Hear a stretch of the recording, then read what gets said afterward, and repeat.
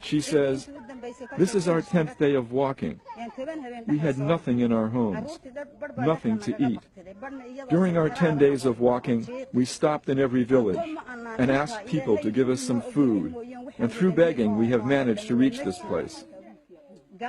We lost our camels, our goats, our sheep, and we don't know what is waiting for us in the shelter. We don't know whether there is going to be food. We have no alternative. We have to travel this way. 2 boys and 2 girls died since we left our homes."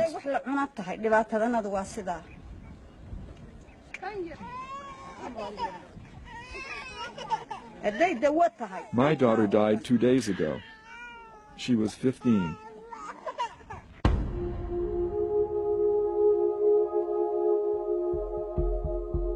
We can smell Danaan even before we reach it.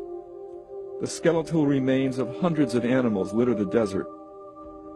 Although we've been told what to expect, we are still shocked when we see it for ourselves. These are the remains of the most precious possessions the refugees brought with them. The camp lay ahead, and we feared the worst.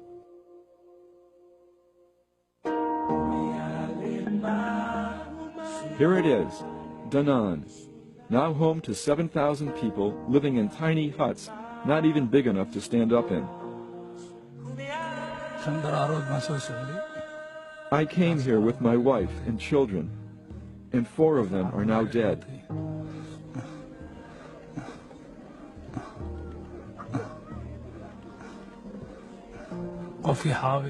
There is no food. I haven't had water in 3 or 4 days. There is no water. The boy is now my only child. The only thing remaining is our fate, to die.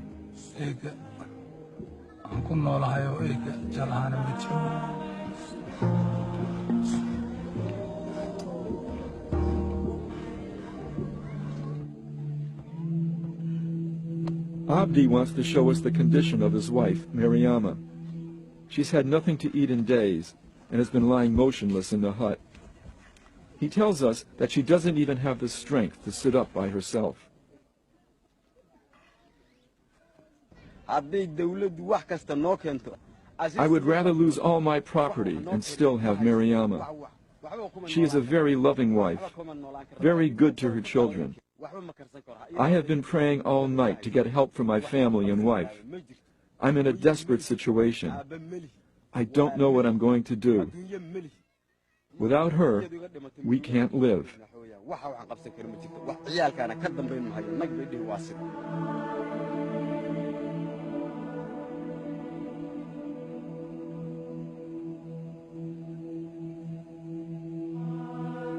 Even though we knew it wouldn't solve his problems, we gave Abdi much of our food for Mariama and the children.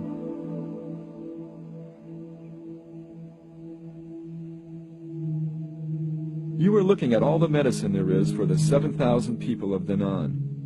They have no doctor. They have no nurse.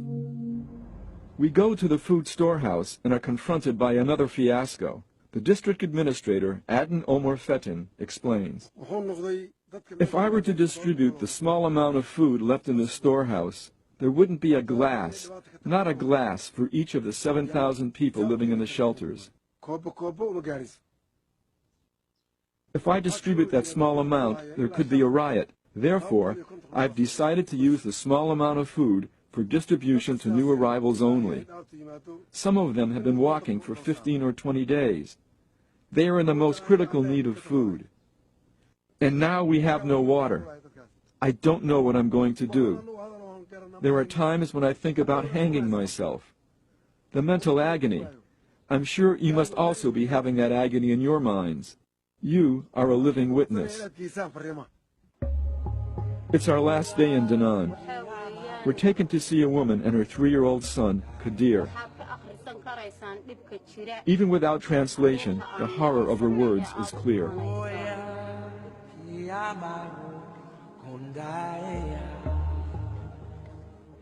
arag ilmahaygu sida uu yahay nolosha waxa uu cuno midna ma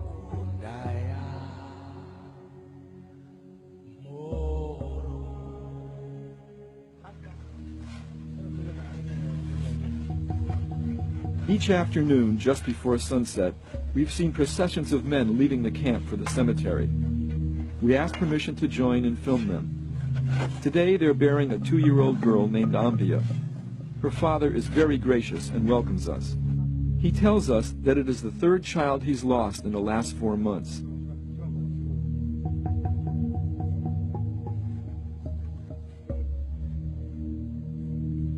As I watch the simple ritual, I feel helpless that we've not been able to do anything to aid these people. I feel angry that the world and its bureaucracies have forgotten the people of Danaan.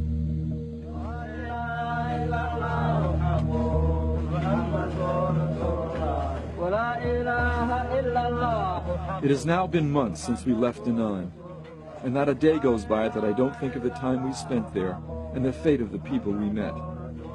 They chant, "God, this is an innocent 2-year-old child who has died. Please let her soul rest in heaven."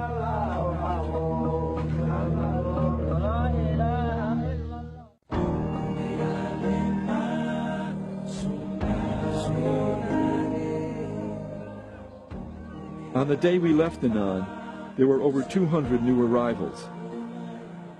On the day we left Danaan, they still had not received a food shipment. On the day we left Danaan, they still had no water. On the day we left Danaan, 3-year-old Kadir died.